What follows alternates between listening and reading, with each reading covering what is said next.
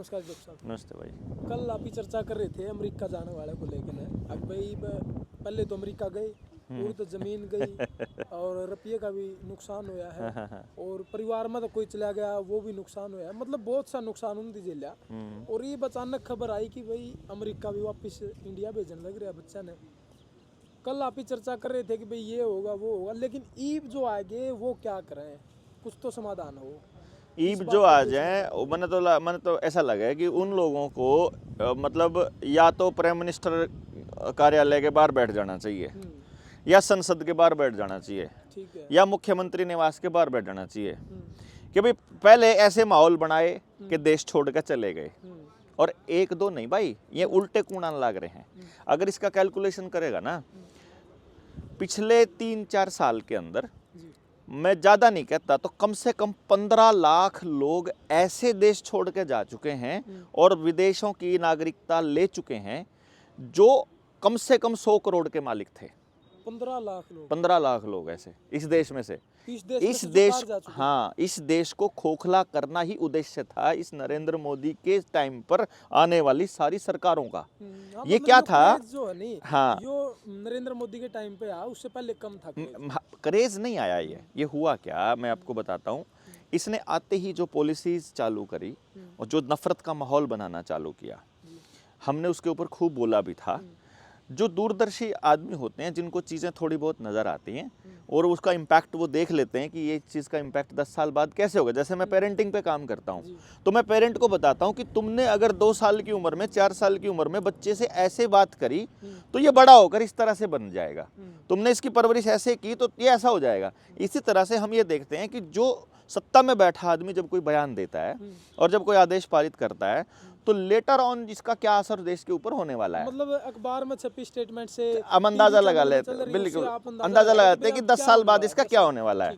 जैसे ही 2014 में सरकार बनी नरेंद्र मोदी की, विदेशों में प्राइवेट कंपनियों द्वारा जैसे Adani Ambani, world economic forum के अंदर जो लोग जुड़े हैं, उन कंपनियों ने बड़े बड़े स्टेडियम में लाखों लोगों को फ्री में बिठाकर ये कहकर कि मोदी को देखने आई भीड़ है, जैसे मूवी बनाने वाले हैं, ये किराए पे आदमी लाते हैं, तो उन्होंने किराए पे आदमी लाके और वो नारे लगवाया करते थे, गो भी मोगली मोगली, ऐसा करके नारे लगाते थे। तो दुनिया को लगता था, यानी जो बेवकूफ लोग थे उनको लगता था कि ये लोग जो हैं ये नरेंद्र मोदी को सपोर्ट करते हैं। रियलिटी में तो वो किराए के लोग थे, उनको तो जो बोला जाता था वो बोलना होता था। फिर यहाँ पर टीवी चैनल ने थोड़ा क्रेज बनाने की कोशिश भी करी थी और उसमें कुछ लोग फंस भी गए थे, जो इमोशनल लोग थे, देशभक्ति के नाम पर जो लोग अपना काम कर रहे थे, उनको लगा था शायद ये देश के लिए कुछ करेगा, ऐसा सोच करके उन्होंने साथ दिया था। तो टीवी चैनल्स के माध्यम से उन बातों को प्रचारित किया गया इस तरह से कि जैसे ये कोई व्यक्ति इस टाइप का है जो देश का भला करने के लिए आया है। हम जैसे लोग अगर आलोचना में कुछ लिख देते थे, अगर सत्य और तथ्य लिख देते थे, तो वो हम जैसे लोगों को ऑनलाइन ट्रोल करना शुरू कर देते थे। वो ट्रोलिंग से डर के फिर हमको अपनी पोस्ट भी डिलीट करनी पड़ी। मैं आपको शुरू में बताऊं, जब नरेंद्र मोदी के खिलाफ पहली पोस्ट लिखी थी, उस वक्त चुनाव से पहले मैं इसके फेवर में था, सही बताऊं तो 2014 से 2012 में जिस वक्त हम अन्ना आंदोलन चल रहा था, 11-12 का जो चला, निर्भया कांड चला, उस टाइम पर मेरी ड्रीम टीम में किरण बेदी होम मिनिस्टर थी, अरविंद केजरीवाल फाइनेंस मिनिस्टर था क्योंकि वो IRS रिटायर हुआ था। इस तरह से कर करके उसमें नरेंद्र मोदी देश का प्रधानमंत्री था मेरी ड्रीम टीम के अंदर। मैंने फेसबुक पे डाली भी हुई है वो पोस्ट, 2012 की बात बता रहा हूँ मैं आपको। लेकिन 2000 फिर मैं क्या करता हूँ कि मैं चीज़ों को थोड़ा, ड्रीम टीम मतलब देश की सरकार कैसी हो, मेरे सपनों की सरकार कैसी हो, उसमें ये शामिल था। कौन सी पोस्ट, हाँ, किसके पास कौन सा मंत्रालय मिलना चाहिए। लेकिन फिर मेरे सामने कुछ आंकड़े आए कि 28 राज्य देश के अंदर थे और 7 केंद्र शासित प्रदेश उस टाइम पर। 35 राज्य मैं मान लूँ अगर इसको, तो गुजरात शिक्षा के क्षेत्र में सबसे पीछे था, 34वें नंबर पे था। तो मुझे लगा अगर ये प्रधानमंत्री बन गया तो एजुकेशन का बेड़ा गर्क करेगा। फिर मैंने देखा कि गुजरात कुपोषण में सबसे आगे है, गुजरात में जो बच्चों में कुपोषण है वो सबसे आगे है, सबसे आगे वाले टॉप 3 में, टॉप 5 में है। तो मैं समझा कि अगर ये प्रधानमंत्री बना तो पूरे देश के अंदर भूखमरी आएगी पक्का, क्योंकि गुजरात के मुख्यमंत्री थे। फिर मैंने देखा कि गुजरात में हर टेबल का रेट फिक्स है भ्रष्टाचार का, क्योंकि वहाँ जो सैलरी है शुरुआत में कम मिलती है। हाँ, तहसीलदार कितने, अरे छोटी क्लर्क का भी अच्छा, फाइल जहाँ जहाँ से होकर गुजरती है, हर टेबल का रेट है, आप रेट दीजिए और छोटे मोटे क्राइटेरिया पूरा, आपने सारे क्राइटेरिया पास कर रखे हैं, सही कर रखे हैं, तो भी आपकी फाइल आगे नहीं सरकेगी जब तक कि उस टेबल का रेट नहीं जाएगा। उसमें से एक हिस्सा सबको जाता है, पार्टी फंड में भी जाता है और ऊपर अधिकारियों और नेताओं को भी जाता है। तो मैंने देखा इसका मतलब ये हुआ कि ये पूरे देश के अंदर भ्रष्टाचार को बढ़ा देगा। इस तरह से वहाँ के अच्छा, मैंने देखा कि गुजरात के अंदर विपक्ष नाम की कोई चीज़ नहीं है। जो भी विपक्षी है या तो उसको खरीद लिया जाता है या रास्ते से जज लोया बना दिया जाता है, ठीक है। तो फिर मुझे लगा, उस टाइम तो लोया वाला कांड हुआ नहीं था, लेकिन मैं बताऊं, पर यह हो चुका था, आई डोंट नो, फिर भी मतलब 2014 से पहले, हाँ, नहीं हुआ नहीं था। मतलब कहने का ये था कि उस वक्त या तो रास्ते से हटा दिया जाता था, जैसे शहाबुद्दीन वाला केस था, फेक एनकाउंटर करके इसने ही मरवाया था। और मैं आपको बता दूं, आज के टाइम पे जिस जज ने अयोध्या वाला जो फैसला दिया था वो राज्यसभा में है। अच्छा, हाँ, और जिसने इसका अमित शाह को जिसने बरी किया था उस फेक एनकाउंटर कांड के अंदर, वो आजकल मेरे ख्याल से किसी टॉप पोजीशन पर है इस टाइम पर। अच्छा पद है, या तो मतलब किसी संवैधानिक पद पर है, जो मतलब बहुत बड़े पद पर, मंत्रालयों से भी ऊपर अलग से। मेरा कहने का मतलब ये हुआ कि उस टाइम पर मैंने जो गुजरात के हालात देखे तो मुझे ये एहसास हो गया था कि देश बर्बाद होने वाला है। अब 2012 में, 14 से पहले, चुनाव से पहले, चुनाव के दौरान कह लीजिए, मतलब चुनाव जब तक 2012 में आपकी ड्रीम टीम थी और फिर आपने देखा 14 में मैंने 2013 तक, बल्कि मैंने अपने पिताजी को ये कहा, आपका थोड़ा बहुत बदल चुका था। चुनाव आने से पहले मैंने चुनाव की जब कैंपेनिंग ये कर रहा था तो इसे कुछ लोग बड़ा ध्यान से सुनते थे, मेरे पिताजी उनमें से एक थे। तो जब वो उसको सुन रहे थे भाषण, तो मैं खड़ा था और मैं पीछे खड़ा मैं उनको कह रहा था, मैं ये देश का सत्यानाश करेगा। तो मेरे पिताजी ने एकदम मुझ पर गुस्सा किया, हाँ तुझे क्या पता है ये किसके लिए करेगा, ना इसके बालक ना बच्चे। तो मैंने कहा इसका मतलब सारा भ्रष्टाचार बालक बच्चे वाले ही करते हैं। आपने तो ऐसे डिक्लेयर कर दिया कि भ्रष्टाचारी सिर्फ बालक बच्चे वाला है। ये असली तो सत्यानाशी रांडे हैं, क्योंकि अपने बीज का पेरा को नहीं, इनका बीज है ही नहीं इनका, तो ये किसके लिए करेंगे फिर ये। तो लेकिन उस बात पर जो बहस थी वो वहीं हो गई। जो जिस बात पर हम जा रहे थे कि अमेरिका जब जा रहा था देश, लोग छोड़कर जा रहे थे, दो तरह के लोग जा रहे थे। पहला वो जो बहुत अमीर है, क्योंकि उसे दिख गया था कि अब इस देश के अंदर बर्बादी आना तय है। सरकार बनते ही आपके सामने फेसबुक, यूट्यूब के अंदर एक, और ख़ास तौर पे व्हाट्सएप के अंदर एक ऐसी वीडियोस आने लग गई थी जिन वीडियोस के अंदर वो भगवा पहने कुछ लोग थे और उनको गर्दन काटी जाती थी। आजकल तो आपको पता लग गया ना कि एआई से ऐसी वीडियो बनाई जा सकती हैं, आर्टिफिशियल इंटेलिजेंस से इस तरह की वीडियो बनाई जा सकती हैं कि आप कभी ये बता ही नहीं पाओगे कि ये असली नहीं है। फोटो से किसकी वीडियो किसकी वीडियो, मतलब असल में हुआ कुछ भी नहीं था वहाँ, नहीं बिना, हाँ एक फोटो दे दो उसकी वीडियो बन जाएगी वैसी जैसे आप चाहते हो। तो वो वीडियोस लोगों को परोसी गई यह कहकर कि फलानी जगह पे हिंदुओं के साथ अत्याचार, धिमकानी जाए। कहीं कोई अखबार में नहीं है खबर, कहीं कोई मतलब फैसले नहीं हो रहे, सिर्फ वो आपके फ़ोन में थी, जिसकी वजह से आपके अंदर नफरत परोसी जा रही थी। अमीर लोग आपस में बैठ के चर्चा करते हैं, क्योंकि उनका कनेक्शन सारे मंत्रियों से होता है, मंत्रियों का कनेक्शन ऊपर होता है, वर्ल्ड इकोनॉमिक फोरम के लोगों से होता है। तो वो कनेक्शन के जरिए उनको पता लग गया था कि इस देश के अंदर आने वाले टाइम में दंगे होने हैं, ये देश बर्बाद करना है मोदी ने।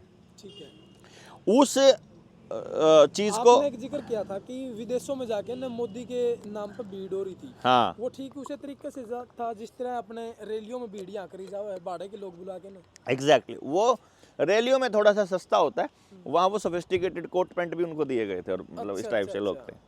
ठीक है। और फिर तो अमेरिका अगर मोदी जा रहा है तो उसके स्वागत में वहाँ भीड़ इकट्ठा हो रही है, एक स्वागत, पूरा ड्रामा रचा। जो असली इंडियंस थे वो तो डिमांड कर रहे थे, जो रियल मुद्दे थे उनके ऊपर कुछ करो। भाई आपने कहा कि कांग्रेस भ्रष्टाचारी है, आपने ये कहा, कांग्रेस के भ्रष्टाचार के मुद्दे पर आप सत्ता में आए, लेकिन नरेंद्र मोदी को और अमित शाह की पूरी एसीबी, पूरी सीआईडी, सीबीआई, ईडी या मतलब आईबी, किसी भी संस्था को आज तक किसी भी नेता के खिलाफ कोई सबूत नहीं मिला। ये भी कमाल की बात। मतलब 2014 से लेकर आज 11 साल हो गए ना, आपको 25 चल रहा है अभी, तो 11 साल में ना आपको राहुल गांधी के खिलाफ भ्रष्टाचार का सबूत मिला, ना आपको मिल तो रहे हैं सबूत, मिल तो 11 साल में भी सजा नहीं दे सकते आप। मतलब आपकी न्याय व्यवस्था ऐसी है। केजरीवाल भी तो अभी जेल से बाहर आया है। नहीं, जेल से बाहर आया है, सजा तो नहीं हुई ना। आरोप लगा देना, आपने मेरे ऊपर आरोप लगा दिया कि भाई ये मेरा यौन शोषण कर रहा था, ठीक है, तो जेल तो हो जाएगी। बाद में साबित करते करते मुझे कितना समय लग जाएगा, लोगों को बताते बताते कितना लग जाएगा कि इसको तो करोड़ रुपए दे रखे थे मेरे ऊपर आरोप लगाने के लिए, या इसको तो खरीद रखा था। बीजेपी के अध्यक्ष पर भी हरियाणा में लग रहे हैं ऐसे आरोप। ये तो नहीं कर सकता, अगर बीजेपी का अध्यक्ष नहीं कर सकता ये काम, क्योंकि ये राष्ट्रीय समलैंगिक संघ का कोई भी आदमी स्त्रियों के ऊपर नहीं नजर रखता है, ये लड़कों पे नजर रखते हैं। ये अगर कोई लड़का आरोप लगाता तो मैं मान लेता, वो रॉकी मित्तल शायद उसके साथ में था, उसने हो सकता है कि कुछ डिमांड करी हो, लेकिन ये आरएसएस वाले नहीं करते कभी भी ये काम ना। आरएसएस वाले लड़कों में इंटरेस्टेड रहते हैं। आप जाकर देखो ना, जो संघ में गए हैं उनको मालूम है वो लड़कियों में नहीं इंटरेस्टेड है। वो तो ब्याह भी इसलिए नहीं करते ना क्योंकि उनको पता है कि भाई लड़कियों में अपना इंटरेस्ट ही नहीं है। आरएसएस की फुल फॉर्म कुछ और बता रहे हो। अच्छा नहीं, वो इस आरएसएस की नहीं कर रहा हूँ, वो आप कह रहे हो। मैं समलैंगिक संघ की, ये समलैंगिक संघ से ही होगा ना, पूछ लेना। इससे नहीं होगा तो मैं माफी मांग लूंगा, कोई दिक्कत नहीं। भाई आप समलैंगिक संघ से हो या दूसरे वाली उससे आरएसएस से हो, ठीक है।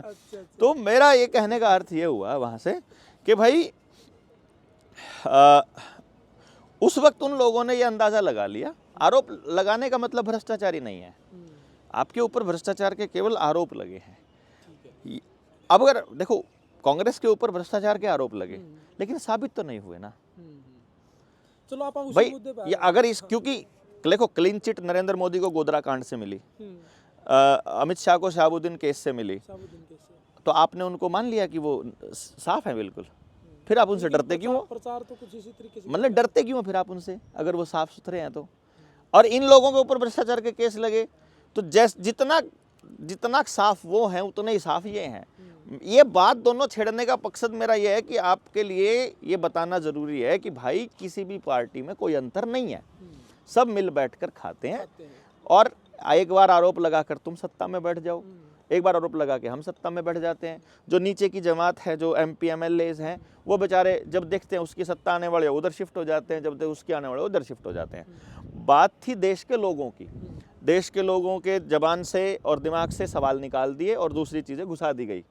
तो अमीर लोगों ने सोचा कि इस देश का सत्यानाश होने वाला है, तो हम एक काम करते हैं, निकल लेते हैं यहाँ से। अच्छा, जो पैसे वाले लोग थे, आंकड़े निकालना, गूगल से निकालना और फ्लैश करना आप अपने चैनल के ऊपर कि ये कितने लोग देश छोड़कर जा चुके हैं, लिखे हुए हैं बकायदा कुछ आंकड़े। तो क्योंकि यहाँ तो आप बिना नागरिकता छोड़े बिना दस्तावेजों में जाओगे नहीं, तो दस्तावेज हैं तो थोड़ा रिसर्च है, थोड़ा आंकड़ों में मैनिपुलेशन करके कम दिखा लोगे, लेकिन लाखों लोग इस देश को नागरिकता छोड़ के जा चुके हैं जो करोड़पति हैं।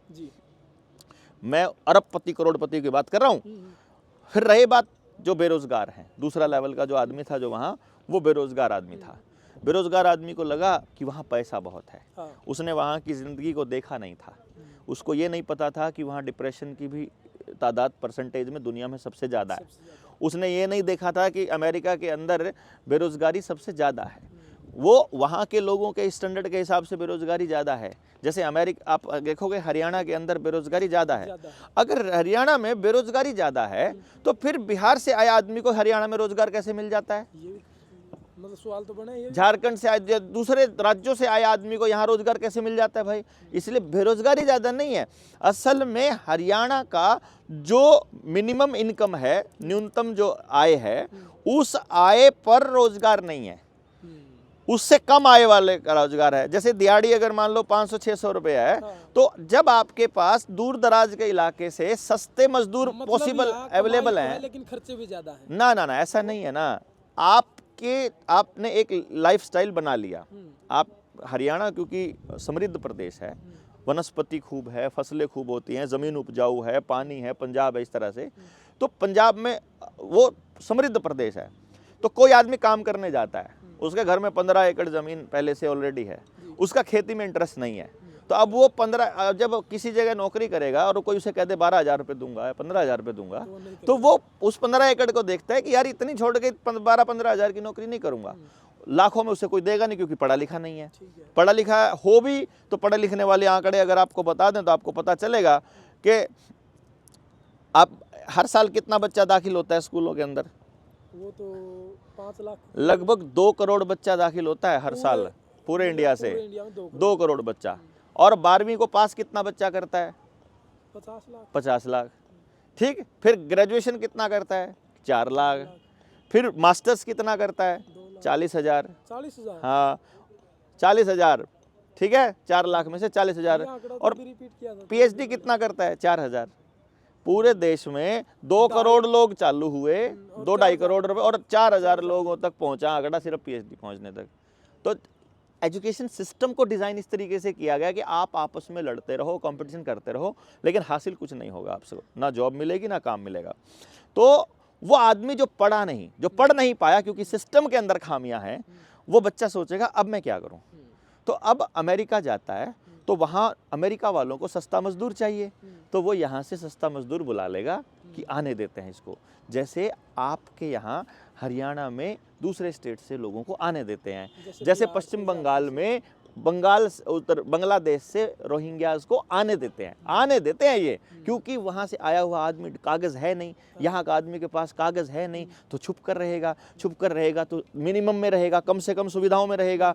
कोई कहेगा तेरे को इतनी दिहाड़ी मिलेगी, वो उतने भी कर लेगा। वो कहेगा दिहाड़ी नहीं मिलेगी, रोटी मिलेगी, वो उतने भी कर लेगा कि पैसा तो बचेगा कम से कम, जो माँ बाप का खर्च किया है आगे मिल जाएगा काम, इस उम्मीद में कि आने वाले टाइम में मैं ठीक जिंदगी जी लूँगा। वो वहाँ बदतर नरक जैसी जिंदगी जीने के लिए मजबूर हो जाता है, भविष्य की, अच्छे भविष्य की कामना में।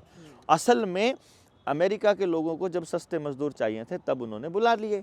कनाडा ने भी ऐसे ही किया, ऑस्ट्रेलिया ने भी ऐसे ही किया। अब जैसे वहाँ का आदमी खेती करना नहीं चाहता फॉर एग्जाम्पल, लेकिन यहाँ तो खेती करने वाले लोग हैं, और सबसे ज़्यादा मेहनत करने वाला आदमी कहाँ का है? पंजाब का। इसलिए सबसे ज़्यादा सरदार गए विदेशों के अंदर, क्योंकि उनको वहाँ काम करने के लिए आदमी चाहिए था। कोई स्मार्ट आदमी ऐसा निकला जिसने उस मेहनत को देखा और उसने खुद अपने लिए मेहनत करनी स्टार्ट की, और वो ऊपर शिखर पर पहुंच गया। उसकी शिखर की गाथा अखबारों में छपी, तो सबको लगा कि सब जाएंगे तो सब अच्छा होगा, सबके साथ ऐसा होगा। प्रचार इस तरीके से किया गया। जैसे किसी ने अपनी जमीन बेचकर बेटे को यूपीएससी के एग्जाम दिला दिए और बाय चांस एक बच्चा पास हो गया, लेकिन कोई ये अखबार नहीं बता रहा कि पूरे देश में 10 लाख लोगों ने अपनी जमीन बेच के यूपीएससी की तैयारी कराई थी, उनमें से हजारों बच्चे तो सुसाइड कर गए, हजारों बच्चे डिप्रेशन में पड़े हैं और अभी भी कुछ तैयारी कर रहे हैं, उनका कुछ नहीं हुआ।